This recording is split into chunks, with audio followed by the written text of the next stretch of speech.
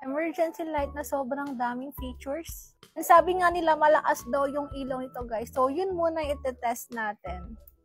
Ay, malakas nga! Ayan, may iba't iba siyang klase ng ilaw.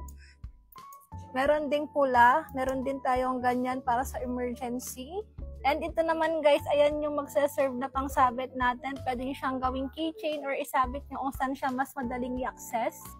Meron din siyang seatbelt cutter and masasabi ko na advisable or recommended talaga siya na meron kayo sa sasakyan nyo kasi any emergency na mangyari, magagamit nito guys. And meron din siyang butas dito sa itaas guys na kung saan pwede nyong gamitin yung kasama na screw niya na positive and negative.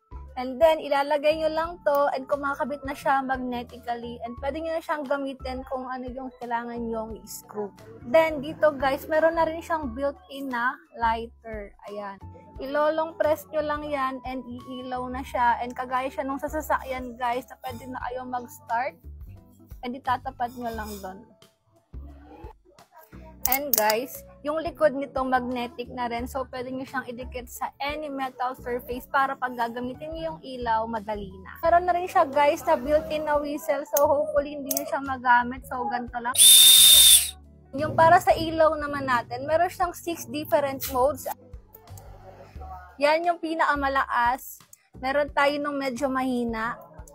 Meron tayo nung yellow light. Meron tayo nung medyo mahinang yellow light. Meron din tayo nung red light and meron tayo nung blinking na red light para in case may emergency madali kayong mahahanap. Meron na rin siya guys na bottle opener dito and rechargeable na rin siya. Kaya para sa safety guys, must have niya talaga to kasi sobrang dami niyang purpose and magagamit. Kaya i-check out mo na to. Go!